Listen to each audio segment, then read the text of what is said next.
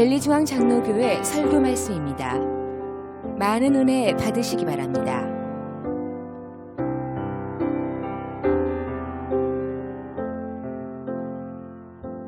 말씀할 수 있는 기회를 주신 우리 하나님께 영광을 돌리고 또 멀리서 오신 여러분들을 축복합니다. 예. 제가 한 달 전이었나요? 한국에 있는 저 고향에 있는 교회 한 지체에게 전화를 제가 받게 되었습니다. 근데 무슨 소식을 전해주는데 그 소식이 뭐냐면 제가 예전에 부산에서 그렇게 함께 사역을 하던 형제들 중에 몇몇이 신천지로 넘어갔다는 거예요. 신천지로. 그러니까 그 마음이 참 제가 억장이 무너지더라고요. 그러니까 그 한 두세 명인가 그렇게 넘어갔는데 그 이름을 들어보니까 이제 저하고 교제도 있었고 좀 아름다운 또 추억들도 있었던 그런 친구들이었습니다. 그런데 열심도 있었어요. 그런데 신천지로 넘어갔다는 거예요. 얼마나 열이 받고 화가 나든지 제가 한 며칠 동안 밤을 못 잤던 것 같아요. 그리고 이 이만희 씨를 좀 어떻게 좀 따로 만날까? 이 할아버지를 좀 어떻게 해야 되나 좀 생각이 들더라고. 너무너무 화가 났었어요. 어떻게 그렇게 신앙생활 열심히 하던 그 우리 동역자들을 그렇게 데려갔는지. 그리고 나서 이제 제 마음 가운데 소망이 생겼어요. 보니까 신천지가 이 사람들을 이렇게 데려간 이유가 그 요한계시록을 아주 교묘하게 그냥 설명을 한 거예요. 그래가지고 다 넘어간 거예요. 종말론 14만 4천에 들어야 된다. 혹시 여러분들 그런 생각 안 하시죠? 14만 4천에 들어야 된다라는 그 소리 때문에 다 넘어가 버린 겁니다. 그래서 제 마음 가운데 하나님이 마음을 주시는 게 뭐냐면 이 요한계시록을 바로 아는 것이 축복이구나. 좀 그런 마음을 주셨어요.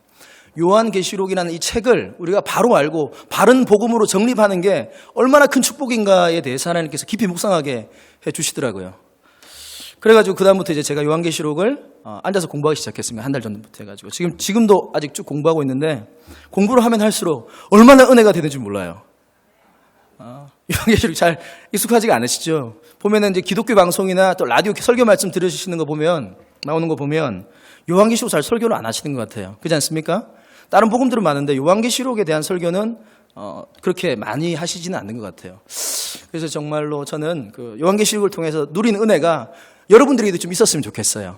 그래 이 마지막 때에 주님의 재림을 간절히 사모하며 정말로 순결한 신부처럼 주님의 오심을 사모하는 거예요. 그래가지고 하루하루를 정말로 기쁨과 또 하지만 두려움 속에서 살아가는 것. 그런 축복과 은혜가 오늘 말씀을 통하여 저와 여러분들이 있기를 축복합니다. 요한계시록이라는 책은요, 사도 요한, 다시 말하면 예수님의 제자 중 한 사람이죠. 그 사도 요한이 반모섬으로 유배를 당합니다. 도미티아누스 황제에게 박해를 받아가지고 AD 95년경에 이제 감옥에 들어가게 됩니다. 그래서 그곳에서 이제 쓴 책이 바로 요한계시록이에요. 그러니까 그때 그 나이가 90세가 넘은 노인이었습니다. 그 90세가 넘은 노인에게 주님께서 요한계시록을 쓰라고 한 거죠.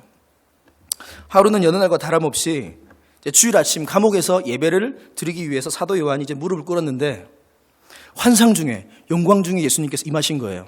그래가지고 그 예수 그리스도의 보좌 앞으로 사도 요한이 초청을 받아갑니다. 그리고 그곳에서 7별과 7 금초대를 가지신 그 주님께서 7교회 사자들에게 7교회 목사님들에게 편지하라라는 명령을 듣게 됩니다. 그 중에서도 2장과 3장의 내용은요, 아시아의 7교회에 관한 편지의 내용이에요. 그 중에서 오늘 본문 읽은 오늘 3장의 후반부 내용은 7교회 중에 제일 마지막 교회 라오디게아 교회를 향한 주님의 편지의 내용을 우리가 함께 아까 읽었던 것입니다. 다시 본문으로 돌아와서요. 지금 다시 라오디게아 교회에 편지가 도착했다고 가정합시다. 도착을 했어요. 여느 날과 다름없이 라오디게아 성도님들은 멋진 차를 타고 교회에 오신 거예요. 그래가지고 아침부터 이제 기대하면서 예배당에 착석을 하고 계셨겠죠. 이제 아마 그들은 그 전에 소문을 들었을 것입니다. 대사도 요한께서 우리 교회에게 편지를 보내줬더라. 그래? 무슨 내용일까? 아마 기대와 소망과 뭔가 마음의 두근거림으로 예배의 자리에 앉아 계셨을 것입니다. 그리고 나서 조금 있다 예배가 시작되어지고 담임 목사님께서 강단에 올라오셔서 대사도 요한께서 편지를 보내셨습니다. 제가 읽어드리겠습니다. 라고 편지를 읽기 시작합니다. 14절인데요. 우리 한번 다 같이 읽도록 하겠습니다. 14절 시작.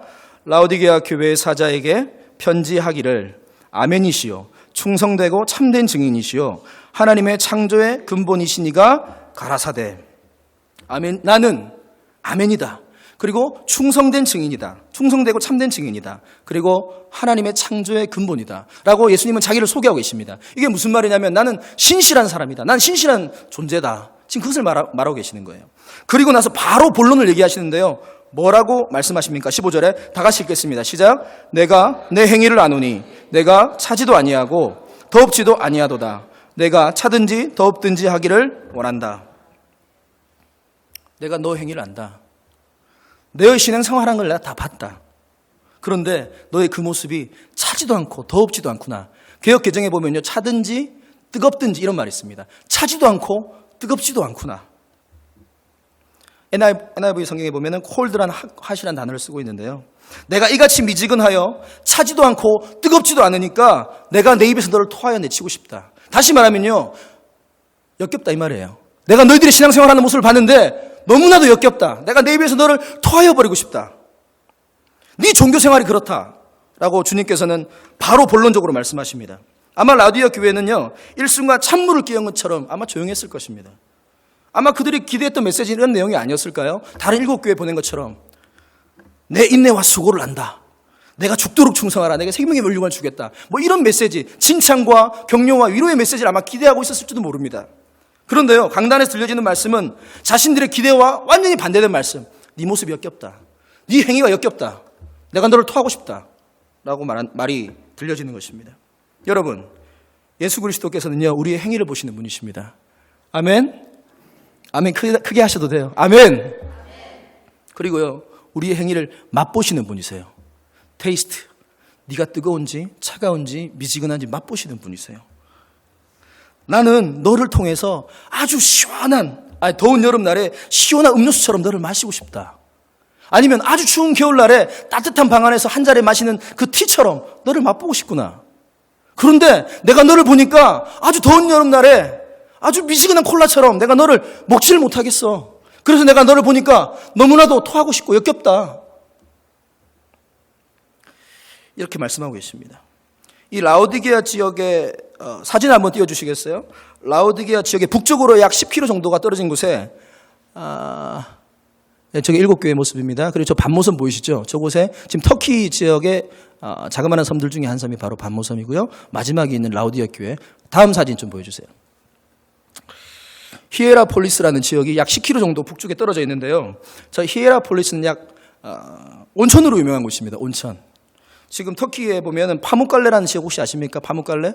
그 지역인데 그 지역에 아주 온천으로 유명해가지고 많은 사람들의 관광지가 된 곳이 바로 이 히에라폴리스라는 지역입니다. 그런데 이 히에라폴리스 지역에서 이 라오디게아에 지금 물이 안 나는 곳이에요. 잘. 그러다 보니까 수로를 만든 거예요. 그 수로를 만들어서 그 뜨거운 온천의 물을 이렇게 끌어오는 겁니다. 라오디게아 지역까지. 그런데 그 물이 오다 보면 어떻게 됩니까? 물이 다 식어버리는 거예요. 뜨뜻 미지근한 물로 도착을 하는 겁니다. 그리고 골로새 지역이라고 동쪽으로 약 16km 떨어진 곳인데 그곳은 아주 상쾌한 냉천이 유명한 곳이에요. 그곳에서도 마찬가지로 수로를 내가지고 물길을 내서 라오디게아 지역까지 물을 끌어다 씁니다. 그런데 마찬가지로 그 지역까지 오다 보면 시원함을 다 잃어버리는 거예요. 이 사실을 잘 알고 있는 라오디게아 성도들은 지금 주님께서 앞에서 강단에서 말씀하는데 무슨 말인가를 단박에 알았을 거예요. 너희들의 행위가 차지도 않고 덥지도 않구나. 그래서 역겹다라는 말씀을 그들은 아마 충격적으로 받아들였을 겁니다. 주님은 우리의 중심도 보십니다. 사무엘상 16장 7절에 보면 우리 외모가 아닌 중심을 보신다고 주님 말씀하십니다. 그러나 주님 우리의 행위도 보세요. 계시록 3장 15절 말씀처럼 우리가 오늘 무슨 말을 하는지, 어디서 누구를 만나서 어떤 행동들을 했는지, 많은 사람이 아니라 혼자 있을 때, 내 방에서 내가 혼자 있을 때 나의 행동이 어떤 행동들이었는가 주님은요 보고 계시고요 맛보고 계시는 거예요. 시원했으면 좋겠어. 뜨거웠으면 좋겠어. 그렇게 말씀하시면서요 주님께서는 라오디게아 교회가 어떻게 병이 들었는지 본격적으로 진찰하시기 시작하십니다. 그것이 바로 17절의 말씀인데요. 17절 말씀 다 같이 한번 읽겠습니다. 시작. 내가 말하기를 나는 부자라 부유하여 부족한 것이 없다 하나 내 공고한 것과 가련한 것과 가난한 것과 눈먼 것과 벌거벗은 것을 알지 못한다. 라오디게아 지역은 아주 부유한 도시였어요. 지금으로 따지면 이제 뭐 월스트리트 정도로 모든 금융가가 다 모여있는 금융의 메카가 바로 라오디게아 지역이었습니다. 그래서 그곳 사람들은 대다수가요 아주 풍족하고 물질적으로 여유가 많았어요. 아마 예배에 나온 모든 성도들의 모습들을 보면 대다수가 은행장 또는 뭐 금융업계 임원들 정도급 되는 사람들이 다 왔을 것입니다. 얼마나 돈이 많았냐면 AD 70년에 지진이 일어났는데 그 지역에 다른 도시들은 다 로마의 구제금을 받았어요. 그런데 그 도시만큼 우리는 필요 없다. 우리는 우리 돈으로 한번 이렇게 보겠다. 하라고 했던 도시가 바로 라오디게아 지역에서 돈이 많았어요. 그리고 양모 사업이 유명했어요. 양모 사업. 양털을 깎아서 옷을 만들고 수출하고 또 그 옷을 입는 아주 패션의 중심지가 바로 이 라오디게아 지역. 그리고 하나 더. 안약으로 유명했습니다. 안약. 프리기아라는 가루약이 있는데 그 가루약을 물에 타서 눈에 바르기만 하면 눈이 다 낫는 거예요. 아, 우리 가야 될 것 같아. 눈이 안 좋으신 분들 한번 가셔가지고 프리기아라는 가루약으로 유명해가지고 눈병이 즉시 치료받는 겁니다. 이런저런 이유로 부유함과 풍족함을 누렸던 라오디게아 성도들은 스스로 생각했을 거예요. 나는 부자다. 말은 안 했겠죠. 나는 부자야. 그래서 나는 부족한 게 없어. 뭐 누가 뭐라 해도 나는 돈이 많아. 나는 우리 집에 롤스로이스하고 뭐 페라리하고 좋은 차들 세대 네 대씩 가지고 있어. 나는 우리 내 이름으로 된 집도 몇 채씩 가지고 있어. 나의 통장에 잔고가 얼마나 들었는지 아무도 몰라. 얼마나 큰 돈이 들었는지 몰라. 아마 그들은 마음 가운데 그런 생각들을 했을 것입니다. 나는 부자야. 그래서 난 부족함이 없어. 그런 그들에게 주님은 준엄하게 꼬시고 계십니다. 착각하지 마라. 너희들이 아무리 돈이 많고 부족한 것이 없다라고 말하지만 내 눈에는 그렇지 않다. 내가 보기엔 너희들은 어떠냐? 공고하다. 발음을 좀 양해해 주십시오. wretched. 비참하다. 제가 고등학교 2학년 때 이 외국어 영어로 독일어를 공부를 했습니다. 발음이 독일식이에요. 여러분 이해해 주시면 공고하다. wretched. 이 말은 이제 비참하다 이런 뜻이죠. 비참하다 너희들의 모습이. 그 다음에 불쌍하다. 뭐요? pitiful. 불쌍하다. 그 다음에 가난하다. poor. 가난하다. 네가 부족한 것이 없다라고 말은 하지만 넌 내가 봤을 때 가난해. 그 다음에 네 번째 눈멀었다. blind. 아무리 좋은 안약을 가지고 있지만 너희들은 내가 봤을 때 못 보는 사람이야. 그 다음에 마지막으로 벌거벗었어. 너희가 멋진 양모를 입고 있지만 네이키드하다. 벌거벗었다. 주님께서는 가장 이해하기 쉬운 단어로 그 교회 성도들을 향하여서 주님 말씀하고 계시는 것입니다. 아마 그들은 단박에 이해했을 거예요. 정확한 진단을 하시는 예수 그리스도. 주님은요, 가장 좋은 의사이십니다. 여러분 믿으십니까? 그리고 나서 진단만 하시는 것 아니라 처방까지 해주세요. 얼마나 좋으신 분이면 처방전을 주십니다. 그 18절입니다. 우리 다 같이 한번 읽겠습니다. 시작. 내가 너를 고나노니 내게서 불로 연단한 금을 사서 부유하게 하고 흰옷을 사서 입어 벌거벗은 수치를 보이지 않게 하고 안약을 사서 눈에 발라 보게 하라. 불로 연단한 금을 사서 너희를 부유하게 해라. 그리고 흰옷을 사서 벌거벗은 수치를 좀 가려라. 그리고 안약을 사서 너희들의 눈에 발라라. 여기서 나오는 금은 뭐냐? 세상적인 물질의 금을 말하는 것이 아닙니다. 예수 그리스도를 제대로 믿는다면 너희들의 고난이 올 것이다. 연단이 올 것이다. 그러면 그 가운데 인내를 온전히 이루어서 너희의 믿음이 정금같이 되기를 원한다. 다시 말하면 그러한 믿음만이 너희를 부유하게 한다는 겁니다. 너희가 가진 물질이 풍성하게 하는 게 아니라 너희의 예수 그리스도를 제대로 믿는다면 고난 당연히 오는 것입니다. 예수 믿는데 고난이 잘 안 오세요? 그럼 내가 예수 믿는 것에 대해서 다시 한번 생각해 볼 필요가 있지 않을까요? 예수 그리스도를 믿는다는 것은요, 좁은 길로 간다는 거예요. 가시밭길을 간다는 거예요. 그래서 날마다 우리가 인내하는 거예요. 기도하면서. 그래서 정금같이 내 믿음으로 부유하게 만드는 겁니다. 나를. 그 다음에 흰옷. 흰옷은 무엇입니까? 종말론적인 거룩함을 상징하는 의미입니다. 흑양모를 너희들이 입고, 그때 양모가 흑양모였어요. 검정색 양모였어요. 그 흑양모를 입고 화려한 모습으로 다니고 있지만 내가 보니까 너희들은 벌거벗은 것과 다름이 없다. 다시 말하면 너희들의 그 탐욕의 겉옷, 욕망의 겉옷을 걷어놓고 벗어놓고 거룩함으로 옷 입으라. 거룩해져라. 주님은 말씀하시는 것입니다. 세 번째, 육신의 병을 낫는 그 안약. 지금 너희들이 가지고 있지만 그것은 실상은 너희들이 그 안약을 가지고 있다고 하지만 너희들이 영적인 눈은 멀었다. 영적으로 완전히 너희들은 소경이다. 너희들의 영적인 상태가 어떤 건지 지금 너희들은 보지 못하고 있다. 요한복음 9장 39절 말씀 우리 한번 보시겠습니다. 요한복음 9장 39절에 주님이 이렇게 말씀하십니다. 시작. 예수께서 가라사대 내가 심판하러 이 세상에 왔으니 보지 못하는 자들은 보게 하고 보는 자들은 소경되게 하려 함이니라. 주님은요, 우리 영의 눈을 뜨게 해주시는 분이십니다.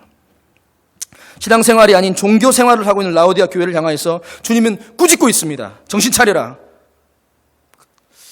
몇 마디 지금 안 하셨죠? 주님이 오늘 본문에 보면 몇 마디 안 되는 문장 가운데 아마 그들은 충격을 받았을 거예요. 갑자기 목사님께서 강단에 서시더니 하시는 말씀이 막 역겹다 이래서 하고 막 지금 막 그렇게 하시는 거예요. 지금 아마 그들은 전기에 감전된 듯한 충격을 받았을 것입니다. 우리 헌금 많이 했는데, 우리 교육 건축 헌금할 때 내가 제일 많이 했는데, 특별히 내가 큰 죄를 저지르지 않고 내가 나름대로 교양 있게 신앙생활 잘했는데 갑자기 주님이 왜 나에게 이렇게 말씀하시지? 주님께서는 그러한 너희들의 모습이 비참하고 불쌍하고 가난하고 눈멀고 벌거벗은 모습이다라고 주님은 냉엄하게 말씀하고 계신 것입니다. 그런데요, 놀라운 사실은 이러한 주님의 호된 꾸지람 속에서도 그 주님의 마음을 우리가 발견해요. 내가 이렇게 너희를 꾸짖고 있는데 내가 너를 사랑한다 이렇게 말씀하세요. 19절 말씀 앞에 부분만 읽겠습니다. 시작. 무릇 내가 사랑하는 자를 책망하여 징계하여 여기까지요. 내가 너희를 사랑한다는 겁니다. 주님이 책망하고 징계하는 이유가 뭐라고요? 사랑하기 때문에. 자녀를 키워보신 분들은 다 공감을 하실 겁니다. 이제 사랑하는 아들, 딸이 놓고 이제 잘 자라죠. 근데 잘 자라다가 이제 사춘기가 되고 머리가 커집니다. 그럼 삐딱하게 나가죠. 그럼 어떻습니까? 처음엔 좋은 말로 하죠. 야, 너 그러면 안 돼. 아빠가 좋은 말 할 때 들어라. 이런 말씀 하시지 않습니까? 근데 말을 안 들어요. 좋은 말 할 때. 그럼 어떻게 합니까? 큰 소리를 내죠. 야, 해가지고 큰 소리를 냅니다. 근데 큰 소리를 냈는데 얘가 고쳐요, 안 고쳐요? 안 고치죠. 예. 그럼 어떻게 하면 그 다음 단계가? 매를 들어야죠, 매를. 너 일로 와. 종아리 걷어. 근데 그렇게 좀 이렇게 아주 젠틀하게 하시는 분들은 잘 못 봤어요. 열받으면 찾아가지고 바로 막. 근데 때리는 것도 안 돼. 그러면 그 다음 단계가 뭘까요? 야, 너 내 자식 아니야. 너 집에서 나가. 이런 말 하지 않습니까? 그런 말씀 하시지 않으셨어요? 저는 아직까지 안 했습니다. 저는 앞으로도 안 하고 싶어요. 야, 너 내 자식 아니야. 너 나가. 자녀가 듣고 충격을 받고 돌아오기를 원하는 마음으로 말하지 않습니까? 근데요, 자녀가 말합니다. 예스! 하고 집으로 들어가더니 주섬주섬 짐을 챙겨가지고 가방에 넣어가지고 집에 진짜로 나가는 거예요. 예, 고개를 끄덕이시는 분들. 아, 다 이런 경험들이 있으시리라. 근데 부모님은 어떻습니까?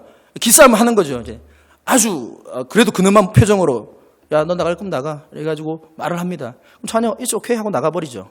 그러면 부모님들 어떻습니까? 가만히 있죠. 막 쫓아가서 창문에 붙어가지고 제가 지금 어디 가는 거지? 지금 자동차를 탔네? 어떡하지? 그러면서도 이제 나가지는 못하는 거예요. 바깥 안절부절 하는 거예요, 안에서. 근데 진짜로 나가버려요. 몇 날, 며칠이 지났는데도 아이가 집에 안 들어오는 거예요. 왜 안 들어오지? 막 며칠이 지나면 밥도 못 먹습니다. 잠도 못 자요. 그 다음에 이제 한 3일 정도 지나면 못 참아서 막 전화합니다. 야, 너 친구 집에 전화하고 막 아는 집 다 전화합니다. 동문서주하죠. 이게 부모의 심정 아닙니까? 주님도 마찬가지입니다. 지금 라우디아 성도들을 향하여 불같이 책망하고 있지만 그 마음의 중심은 뭐다? 내가 너를 사랑하기 때문에. 내가 너를 사랑하기 때문에. 여러분, 주님은 여러분들을 사랑하십니다. 여러분 믿으십니까? 결론적으로요, 주님은 치료책을 말씀하십니다. 19절 후반부 이렇게 말씀하십니다. 그러므로 내가 열심을 내라. 회개하라. 내가 열심을 내라. 회개하라. 또 영어 나오네요. Be honest and repent. 아, 발음이 독일식입니다. 이해해 주세요. Be earnest and repent. 열심을 내라. 회개하라. 무슨 말입니까? 식었던 너희들의 가슴에 불을 좀 붙여라. 처음 너희들이 있던 그곳으로 돌아가라. 성령의 충만함을 사모해라. 그리고 너희들의 잘못된 것을 바라보고 회개하라. 저는요, 우리 교회가 성령으로 충만한 교회가 됐으면 좋겠어요.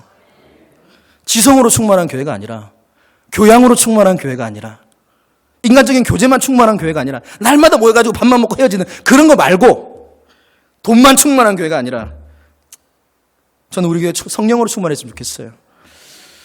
그리고 회개해야 됩니다. 만약에 우리 교회 안에 이 라오디게아 교회 같은 교만과 자만과 위선은 없는가 돌아봐야 됩니다.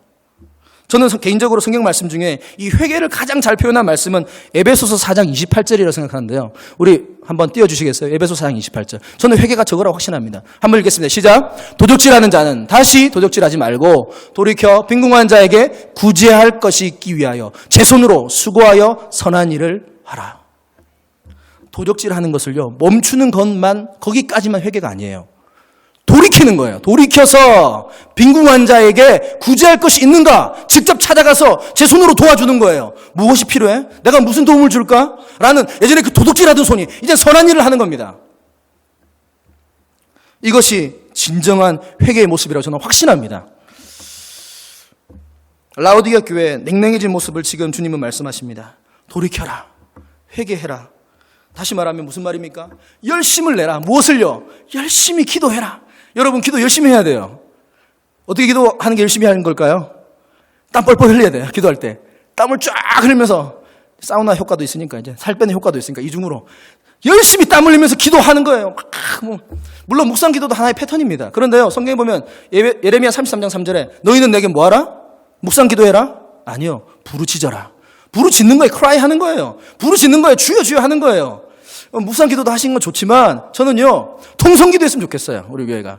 열심을 내가지고 목사님께서 다 같이 기도합시다 이러면 쫙 하고 한번 다 하셨잖아요, 예전에. 왜 이렇게 다 교양이 이제 넘치셔가지고. 물론 그것이 잘못됐다는 건 아닙니다. 그런데요, 저는요, 열심을 냈으면 좋겠어요. 기도하는 것도. 아, 내가 나이 들었는데 지금 성대가 안 좋은데 목소리 허리가 거시기한데 자꾸 기도만 하려고 그러면 그런 생각들이 자꾸 떠오르는 거예요. 주님께서 열심히 기도하다 보면 주님께서 치료하시지 않을까요? 열심을 내는 거예요.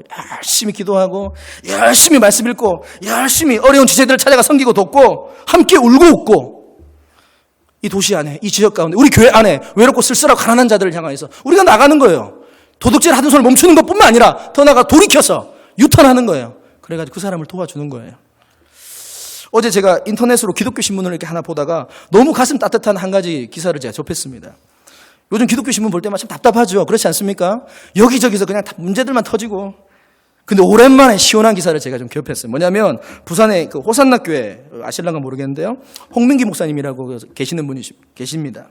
그분 홍민기 목사님께서 아름다운 동행이라는 캐치프레이즈를 가지고 농어촌 교회를 몇 군데를 선정해가지고 교회가 지속적으로 그 농어촌 교회를 섬겨주는 그런 행사입니다.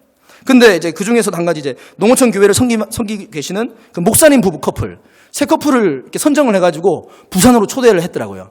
그래가지고 그 목사님 세 커플을 2박 3일 동안 이제 부산 관광 투어를 시켜드리는 겁니다. 홍민기 목사님께서 직접 가이드를 하셔가지고 뭐 여러 가지 군데 이렇게 여러 명소들을 소개시켜드리는 겁니다.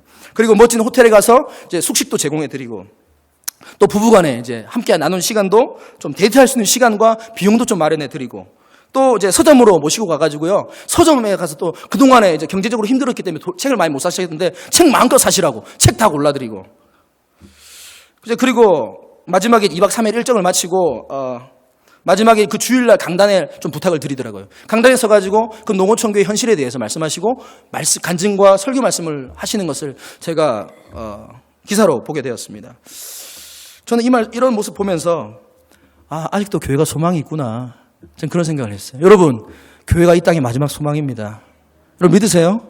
누가 뭐라 한다 할지라도 날마다 우리가 기독교 신문 보면은 100개 중에 99개는 다 마음 아픈 소식이에요. 그런데 이 한 가지 소식은 왜 SBS에서 안 떠드는지 모르겠어. 이런 것 언론에 좀 나와야 되는데 이런 것들은 별로 관심이 없어요. 교회가 당연한 일 하네 이렇게 생각하니까. 이 당연한 일을 모든 교회가 저는 다 했으면 좋겠어요. 그래가지고 우리 교회도 좀 그렇게 했으면 좋겠어요. 연약한 자들, 부족한 자들, 불쌍한 자들, 외로운 자들, 가난한 자들을 찾아가는 거예요. 그들의 눈물을 닦아주는 거예요. 저는 그게 전도라고 생각을 합니다. 마태복음 25장 40절에 주님은 이렇게 말씀하십니다. 마태복음 한번 띄워주시겠어요? 마태복음 25장 40절 나가시겠습니다.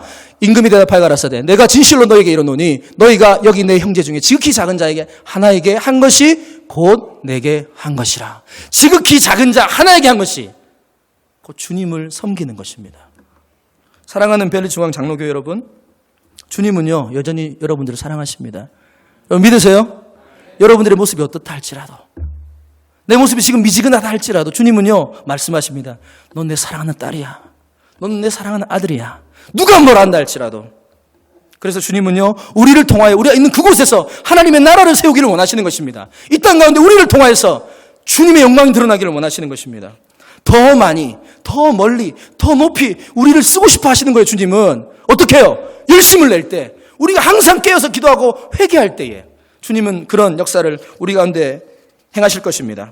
결론적으로 마지막으로 주님이 간절하게 부탁하시는데요. 20절 말씀 한번 보시겠습니다. 3장 20절. 볼지어다 내가 문 밖에 서서 두드리노니 누구든지 내 음성을 듣고 문을 열면 내가 그에게로 들어가 그로 더불어 먹고 그는 나로 더불어 먹으리라. 유명한 말씀이죠. 근데요, 지금까지 우리가 이 말씀을 어떻게 보면 정확하게 사용하지 못했다고 저는 생각합니다. 왜냐하면 이 말씀은 우리가 단순히 사형리 책자 들고 노방전도 한다고 할 때 그때 들고 나가가지고 복음을 초청할 때 그냥 쓰는 말씀으로 유명한 말씀인데요. 근데요, 성경을 해석하는 방법 중에는 문맥적 해석이라는 게 있습니다. 다시 말하면 성경을 딱 한 절만 떼가지고 해석하는 것은 상당히 위험한 방법이에요.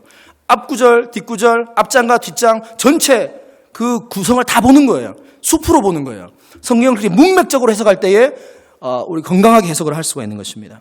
지금 이 말씀은 단순히 전도에 사용된 말씀이 아니라 주님 필요 없어요. 난 부자입니다. 나는 부족함이 없어요. 라고 말하고 있는 라오디게아 성도들을 향하여서 가슴을 치며 주님이 하신 말씀이 바로 요한계시록 3장 20절 말씀이에요.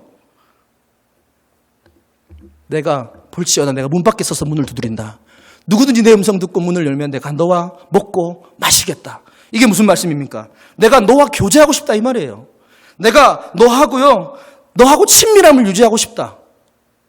내가 너와 이야기하고 싶다. 내가 그런데 강제로는 안 들어가. 내가 문을 두드릴게. 그때 너희들이 마음의 문을 좀 열었으면 좋겠어. 지금 주님은 그렇게 말씀하고 계시는 겁니다. 오늘 그 소리가 들릴 때 여러분 우리의 마음의 문을 활짝 여는 은혜가 있기를 축복합니다. 여러분 친밀함이 사라진 라오디게아 성도들, 교제가 사라진 라오디게아 교회, 마치 오래된 부부처럼. 오래된 부부도 물론 좋은 부부가 있습니다. 근데 보통 오래된 부부들은요 냉랭하죠. 한 침대에서 한 이불 덮고 잠을 자지만 정서적인 친밀함 별로 없는 부부들이 꽤 많이 있습니다. 그래서 아침에 일어나가지고 냉랭하게 아침밥 먹고 그냥 출근하는 남편, 그리고 그 뒷모습을 바라보면서 별로 따뜻한 인사 한마디 못하는 아내, 정서적으로 이혼한 가정. 주님은요 이런 관계가 싫다고 말씀하세요. 나는 너하고 친밀한 관계가 갖고 싶어. 내가 너하고 따뜻한 식사를 나누고 싶고, 내가 너와 함께 아름다운 교제를 나누고 싶고, 네가 캠핑 갈 때 나도 캠핑 따라가고 싶고, 네가 식당 갈 때 내가 식당 따라가고 싶고, 언제나 내가 너와 함께 교제하고 싶어. 주님은 그것을 말씀하고 계시는 겁니다. 혹시나 이렇게 주님과 살고 계시지는 않습니까? 냉랭함 속에서, 부담 속에서, 주님과 같이 지내는 것이 무관심 속에서 주님을 믿고 계시지는 않습니까? 나는 나대로, 주님은 주님대로 우리 각자 마이웨이 합시다 라고 말하고 계시지 않습니까? 주님 말씀하십니다. 열심을 내라. 회개하라. 성령의 충만함을 받으라. 지금 너의 그 공고한 것과 가련한 것과 가난한 것과 눈먼 것과 벌거벗은 것을 깨달아 회개해라. 다시 일어나라. 돌아서라. 사랑하는 자여 함께 나와 같이 가자. 그들이 말합니다. 나는 돈이 많아서 나는 부족하는 것이 없다 라고 말하지 말고 여호와는 나의 목자신 내가 부족한 것이 없다 라고 말해라. 주님은 그런 안타까운 심정으로 라오디게아 성도들을 향해서 말씀하고 계시는 것입니다. 여러분 미지근한 모습을 던져버리십시오. 뜨거워지십시오. 시원해지십시오. 주님께서 바라보실 때, 우리를 맛보실 때에 내가 너 때문에 행복하다. 내가 너 때문에 희망이 있다. 내가 아직도 이 땅 가운데에 소망을 보는구나. 주님은 우리를요 사랑하십니다. 그리고 오늘도 지금도 우리의 마음 문을 두드리세요. 내가 너와 교제하고 싶다. 내가 너와 함께 친밀하게 살고 싶다. 여러분 지금은 은혜 받을 만한 때요 구원의 날입니다. 언제 이 은혜의 문이 닫힐지 몰라요.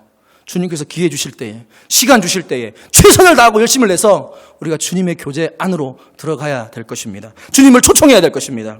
우리 다 같이 한 목소리로 마지막으로 22절 말씀 한 목소리로 읽고 오늘 말씀을 마치겠습니다. 22절 다 같이 읽겠습니다. 시작. 귀 있는 자는 성령이 교회들에게 하시는 말씀을 들을지어다. 아멘.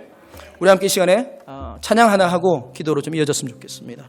지난 주일날 불렀던 찬송인데요. 우리를 사용하소서. 우리를 사용하소서. 우리 함께 우리 교회를 가슴에 좀 품고, 하나님 오늘도 우리 교회를 사랑하시는 것을 알고 있습니다. 하나님 오늘도 우리 교회를 놓지 않으셨다는 것을 알고 있습니다. 주님 오늘도 그 주님의 마음을 이해하고 오늘도 주님 앞에서 그렇게 찬양하기를 원합니다. 열심을 내서 찬양하십시오. 여러분 정말 열심을 내서 찬양해 보십시오. 그리고 주님 내가 보기에, 주님께서 나를 보기에 역겹지 않은 신앙으로 다시 한번 돌아가게 해주십시오. 우리 함께 시간 그렇게 사모하시는 마음으로요 우리 함께 찬양하시겠습니다. 우리에겐 소원이 하나 있네.